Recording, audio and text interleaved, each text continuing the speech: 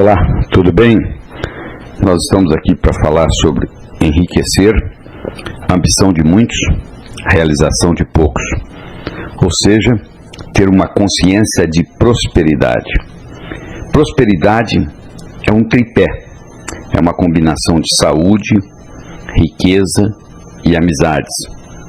Se você tem dinheiro, mas está em fase terminal de câncer, eu acho que você daria todo o dinheiro do mundo para se curar, não é verdade? Pois é, não adianta nada você ter dinheiro, você ter saúde. Mas imagine que você tenha dinheiro, que você tenha saúde, mas você não tem com quem compartilhar. Também a vida não teria graça, né? Então essa combinação de saúde, riqueza e amizades é que faz a verdadeira prosperidade. Claro que dentro da riqueza está o aspecto do sucesso financeiro. Sucesso financeiro é quando você nunca faz nada por causa do dinheiro, ou deixa de fazer algo que você goste por falta de dinheiro. Se você está fazendo coisas na sua vida que você não gostaria de fazer por causa do dinheiro, ou deixando de fazer coisa que você gostaria de fazer por falta de dinheiro, você ainda não atingiu esse nível do sucesso financeiro, da independência financeira. Nós temos 4 níveis financeiros. O nível 1 é o nível da sobrevivência. A própria palavra já diz, você está sobrevivendo, você está ganhando hoje o que você gastou ontem, ou seja, você está gastando mais do que você está ganhando. O nível 2 financeiro é o que eu chamo trocando 6 por meia dúzia, ou seja, você está gastando aquilo que você está ganhando, não sobra nada. O nível 3 é o debaixo do colchão. Você consegue ganhar mais do que gasta, só que você não sabe como fazer essa sobra render para você. Você coloca ela, entre aspas, debaixo do colchão. E finalmente, você adquire a independência financeira, que infelizmente somente 5% da população no mundo tem essa independência financeira. Então o que nós vamos discutir aqui é como você adquirir a consciência da prosperidade, para você fazer o dinheiro trabalhar para você, em vez de você trabalhar para o dinheiro. A consciência da prosperidade permite você viver nesse universo sem esforço, com ou sem dinheiro. É mais fácil você fazê-lo com dinheiro do que você fazê-lo sem dinheiro. Mas existem pessoas que vivem nesse mundo de uma forma muito boa, sem necessariamente terem dinheiro. Mas não é esse o caminho que nós estamos escolhendo aqui. Nós estamos escolhendo o caminho da prosperidade, onde você aprenda a gerar riquezas. E para você aprender a gerar riquezas, você tem que, antes de mais nada, entender a roda da abundância. A prosperidade na sua vida é diretamente proporcional à velocidade com que a roda da abundância gira na sua vida. E você deve estar perguntando, por que a roda da abundância não gira numa velocidade maior na minha vida? Ela talvez não gire por bloqueios emocionais, que é uma das razões. Você pensar que dinheiro é sujo, que gente rica não entra no céu, que é mais fácil um camelo passar pelo fundo de uma agulha do que um homem rico entrar no céu, ou por ignorância às leis da riqueza, ganhar, gastar, economizar e investir, que são leis universais que funcionam em qualquer lugar, que deveriam ser ensinadas já no jardim da infância, mas que a maioria nasce, vive e morre e não aprende com elas. E a matemática financeira, tão importante se aprender a mexer com os números. Existe uma doença disseminada no mundo chamada logicofobia, que é adquirida, eu acredito, no jardim da infância, onde a pessoa não gosta de lidar com o número. Se você tem dificuldade de lidar com um número, dificilmente você vai ser um milionário, porque milionário requer o conhecimento de números. Então o que nós vamos fazer aqui é mostrar para você, primeiro, como é que você pode remover esses bloqueios emocionais. Imagine a seguinte situação: você tem 6 anos de idade, você está jantando com seus pais, seus irmãos, o seu pai provavelmente sentado na cabeceira da mesa, dizendo o seguinte: eu prefiro ser pobre e honesto do que rico e desonesto. É preferível ser pobre e honesto do que rico e desonesto. Você com 6 anos de idade, você não vai levantar a mão e arguir com seu pai, que você conhece pobre honesto, pobre desonesto, rico honesto e rico desonesto. E, consequentemente, pobreza, riqueza, honestidade e desonestidade não tem correlação. Você não tem essa experiência para arguir com seu pai. Você simplesmente absorve aquilo, isso passa a ser parte da sua estrutura psicológica. 25, 30 anos depois, você começa a ganhar dinheiro, o que é que você faz? Você faz uma autossabotagem. Ninguém quer ser intitulado de desonesto.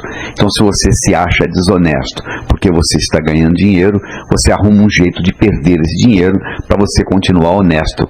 Tem gente que carrega isso a vida inteira.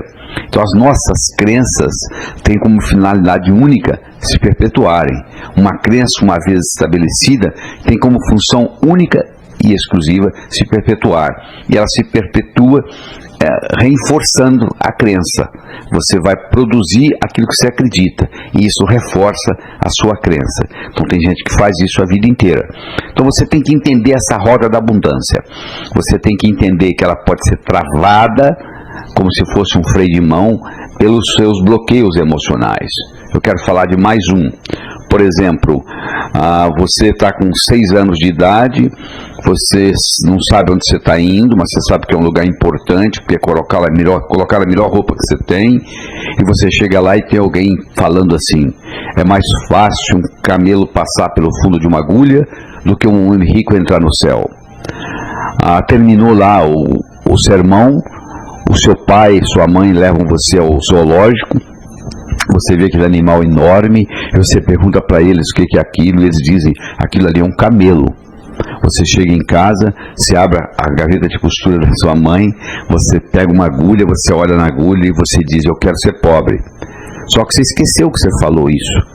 Do mesmo modo que quem estava pregando esqueceu de lhe ensinar que há muitos e muitos anos atrás tinha as muralhas de Jerusalém, que continuam os resquícios lá até hoje, tinha os grandes portões que eram fechados às 6 horas da tarde, eram fechados às 6 horas da tarde, que todo camelo, toda caravana de camelo que chegasse depois das 6 não podiam passar pelos portões.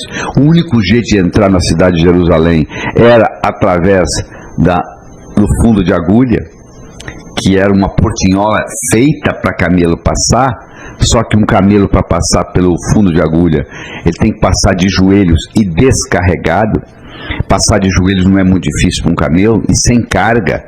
E a simbologia aí é que para entrar no reino dos céus, você tem que entrar humildemente e sem a sua carga material.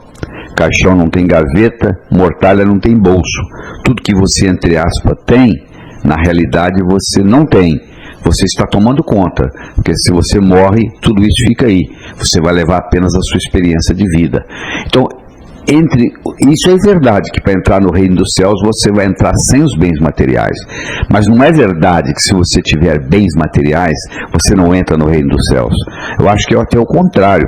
Se você souber trabalhar bem com esse instrumento chamado dinheiro, isso facilita até a sua espiritualidade. Uma corda é uma corda, você pode usá-la para enforcar alguém ou para salvar alguém do abismo. Intrinsecamente a corda não é boa nem ruim. Uma faca é uma faca, você pode usá-la para passar manteiga no pão ou para matar alguém. Intrinsecamente a faca não é boa nem ruim. O dinheiro é um instrumento que, quando bem usado, é um caminho para a espiritualidade.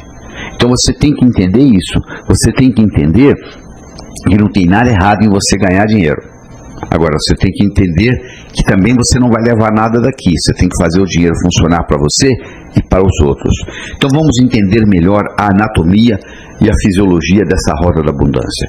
A roda da abundância tem 2 partes: o doar e o receber. Você não consegue rodar uma roda com a metade, tem que ter as duas. Tem gente que tem problema em doar, são muito egoístas. Tem gente que tem problema em receber, são muito soberbas. Tem gente que tanto tem problema em doar quanto em receber. Uma pequena minoria não tem problema nem em doar nem em receber. Você tem que começar a analisar no seu caso, se você tem dificuldade para doar, se você tem dificuldade para receber, ou às vezes até tem dificuldade nas 2 partes, doar e receber. Você tem que fazer a sua autoanálise e chegar a essa conclusão. Se você quiser aumentar a sua prosperidade e fazer a roda da abundância rodar com mais velocidade, girar com mais velocidade na sua vida, você tem que aprender a trabalhar com doar e receber. Essa analogia que eu faço para você é o jardineiro que chega para podar as plantas no jardim para fazê-las crescer. Olha que interessante, quando você está podando, você está fazendo crescer. Então quando você está doando, você está como se estivesse podando a árvore do dinheiro. Esse podar, entre aspas, da árvore do dinheiro, pode ser um doar na forma de generosidade, ou pode ser um doar na forma de caridade. Quando você doa para alguém que necessita, você está sendo caridoso. Quando você doa para alguém que não necessita, você está sendo generoso. Se você dá um presente para um amigo seu no aniversário dele, e ele muito bem poderia comprar esse presente, que tem dinheiro para isso, você não está sendo caridoso para com seu amigo no aniversário, você está sendo generoso. A recomendação é que você pratique as duas coisas. Você tem que praticar caridade e você tem que praticar generosidade. Se você praticar só caridade, você está enviando a seguinte mensagem para o seu inconsciente: no mundo só ganha quem precisa, portanto eu vou ficar necessitado para ganhar. Se você também pratica generosidade, doando coisas, presentes para quem não precisa, você está enviando uma outra mensagem para o subconsciente, para o inconsciente: eu não preciso estar necessitado para ganhar. Então a minha recomendação é que você pratique as duas coisas, tanto a caridade quanto a generosidade. Existem 4 verbos importantes para a gente conjugar no que diz respeito à roda da abundância. É o verbo declarar, o verbo solicitar, o verbo arriscar e o verbo agradecer.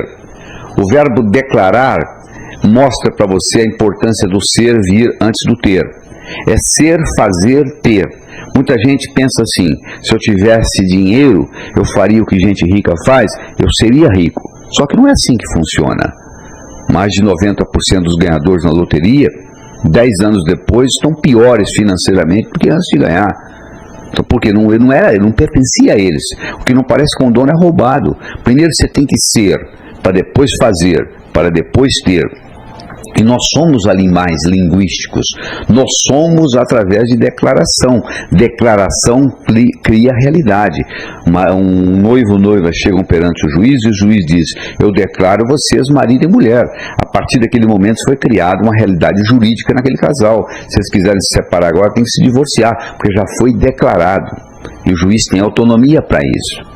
Você tem autonomia para fazer declarações sobre você. Se você declara que você quer ser próspero, você passa a fazer o que gente próspera faz, você passa a ter prosperidade. Então não subestime o poder do verbo declarar e faça as suas declarações nessa área que você achar necessárias. Aí você tem que trabalhar conjugar o segundo verbo, que é o verbo solicitar. Solicitação gera poder. O indivíduo que é tímido, ele não consegue muita coisa na vida, porque ele tem que saber solicitar, né? Aquele ditado: quem não chora não mama. Você tem que saber solicitar do universo, você tem que saber solicitar de Deus, você tem que fazer a sua solicitação, o que você quer. Terceiro, você tem que aprender a arriscar. Se você não estiver disposto a arriscar, é difícil você ser próspero e enriquecer. Elizabeth Kubler-Ross era uma psicóloga suíça que morou a vida toda nos Estados Unidos e que dava um curso ensinando a pessoa a morrer de 10 dias, e no último dia ela dava uma prova para ver se você estava realmente preparado para morrer. E nessa prova tinha uma pergunta que todos respondiam da mesma forma. A pergunta era a seguinte: se você tivesse que viver a sua vida de novo, o que você faria diferente? Todos respondiam a mesma coisa: arriscaria mais.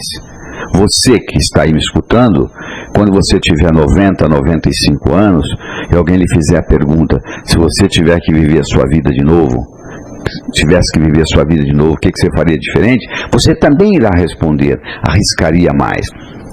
Arriscar mais não é fazer besteira, é um risco calculado. O trapezista no circo, ele larga um trapézio para pegar o outro, mas ele dá uma olhadinha para ver se o outro trapézio está vindo. Mas naquele período que ele largou um para pegar o outro que já está vindo, ele passa por um momento de vulnerabilidade. Então tem gente que passa a vida inteira não querendo ficar vulnerável em momento nenhum, brigando por um, entre aspas, segurança, que na realidade não existe, né? Não existe segurança na vida, apenas oportunidades. Então você tem que conjugar mais na sua vida o verbo arriscar. E finalmente você tem que trabalhar com o verbo agradecer. Gratidão é a mãe de todas as outras virtudes.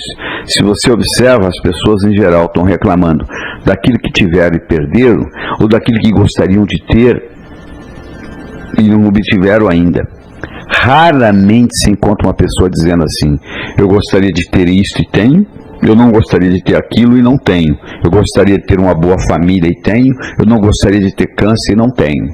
Então você tem que aprender a agradecer aquilo que você tem para obter mais daquilo que você quer. Essa é a grande verdade. A gratidão funciona como um sistema de retroalimentação num processo cibernético. Então você tem que aprender a conjugar mais frequentemente o verbo agradecer. Então quando você trabalha com o verbo declarar, com o verbo solicitar, com o verbo arriscar e com o verbo agradecer, fica mais fácil você implementar mais velocidade no giro da sua roda da abundância.